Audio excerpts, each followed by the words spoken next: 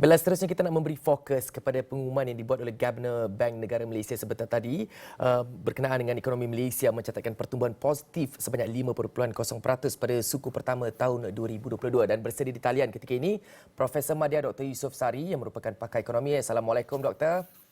Waalaikumsalam Syah.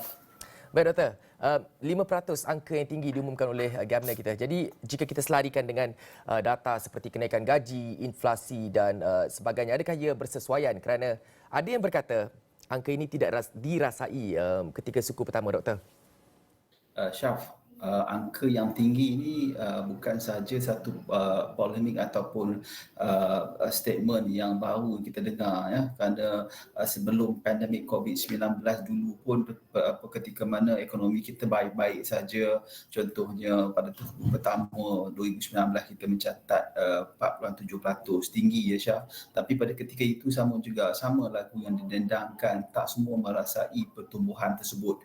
Jadi kini apa yang penting pada pandangan saya untuk mencatat pertumbuhan tinggi itu perlu bagi sebuah ekonomi seperti Malaysia, terutamanya ketika mana kita sedang menghadapi proses pemulihan ekonomi, tetapi pada masa yang sama Syaf, kita tidak boleh lari daripada matlamat ataupun tanggungjawab kita untuk memastikan setiap 1% pertumbuhan KDNK tersebut perlu diterjemahkan kepada kesamarataan dari sudut pengagihannya, dan kita nak memastikan pertumbuhan itu diterjemahkan kepada kos sara hidup yang lebih rendah, dan terjemahan memastikan pengguna ataupun isi rumah di luar sana mempunyai kuasa beli yang lebih baik. Tetapi Syaf, kita kena ambil perhatian juga, ini adalah suku pertama, iaitu pada Januari dan Mac. Ketika ini kita berada dalam suku kedua, yang mana pada pemerhatian saya suku kedua ini mencabar Syaf, walaupun kita akan dapati selepas ini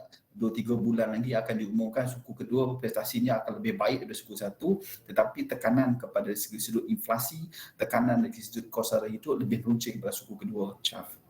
Baik Doktor menghuraikan beberapa perkara sebentar tadi dan berdasarkan apa yang dihuraikan oleh Doktor itu tadi, berdasarkan keputusan ataupun yang telah diumumkan oleh Governor Bank Negara, adakah ini menggambarkan ekonomi negara sudah pulih dan kini dan bagaimana pula untuk fasa pertumbuhan seperti sebelum pandemik, Doktor? Jika kita lihat yang dari segi sudut pemulihan ekonomi, ya, kita berada di landasan yang tepat kerana kalau kita bandingkan pertumbuhan ekonomi kita suku pertama 2022 dan kita bandingkan pada tahun 2019 suku yang bersama, dan kita dapati bahawa kita telah menganjak ataupun melonjak sebanyak 5.2%, ya, jika kita bandingkan suku pertama 2022 dan suku pertama 2019. Jadi maknanya kita dah melepasi, dah kembali pada suku pertama, kita boleh katakan kita dah right track dan kita sudah boleh katakan berada permulaan pada fasa sebelum pandemik.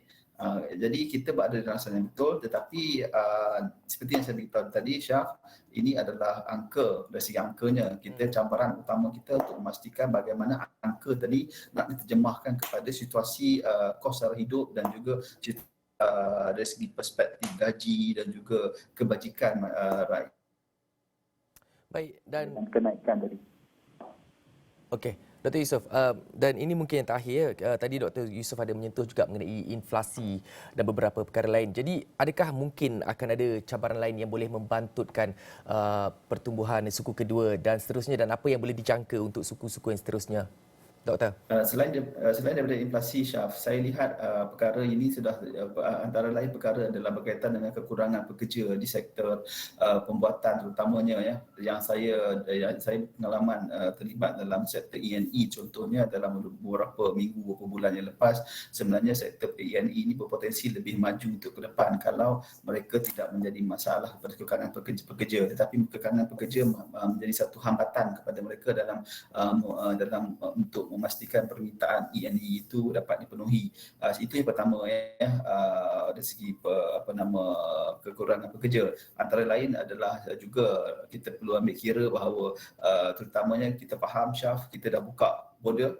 Kita dah banyak relax, banyak SOP, tetapi kita lihat bahawa kita mengharapkan confident pelancong itu antarabangsa ataupun mereka daripada pelawat daripada luar yang datang membawa tukaran mata wang asing di Malaysia itu akan lebih lagi ditingkatkan supaya pemulihan sektor pelancongan itu boleh membantu pemulihan keseluruhan ekonomi kita, dan kita mahu perkara itu akan ditambah baik di masa hadapan, Syaf.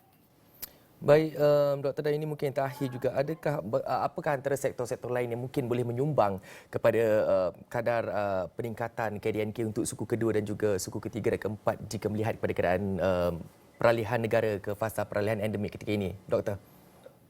Dua sektor yang utama yang menjadi pemacu dan juga menjadi penyumbang besar kepada ekonomi Malaysia, iaitu sektor pembuatan dan juga sektor perkhidmatan, Syaf. Sektor pembuatan saya tersentuh sikit tadi, ya. Yang mana sektor pembuatan kekangan utama pada ketika ini adalah bagaimana kita dapat mempercepatkan proses padanan pekerjaan dan bagaimana untuk kita mencepatkan masalah kekurangan pekerja di sektor perkilangan itu dapat diatasi. Okey, itu untuk sektor perkilangan, ya. Sektor perkhidmatan penting kepada Malaysia kerana sektor perkhidmatan ini adalah sektor yang berasaskan buruh.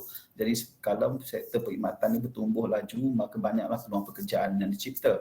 Sebahagian besar sektor pembuatan ini dijana oleh sektor pelancongan, Syaf. Jadi memastikan sektor pelancongan hidup kembali dan boleh capai pada fasa pra-pandemik itu sesuatu yang perlu dilakukan segera, dan kita tak boleh pandang remeh perkara ini, terutamanya, Syaf, bagaimana untuk kita memastikan daya saing sektor pelancongan kita tidak hilang berbanding dengan negara-negara jiran kita yang lain.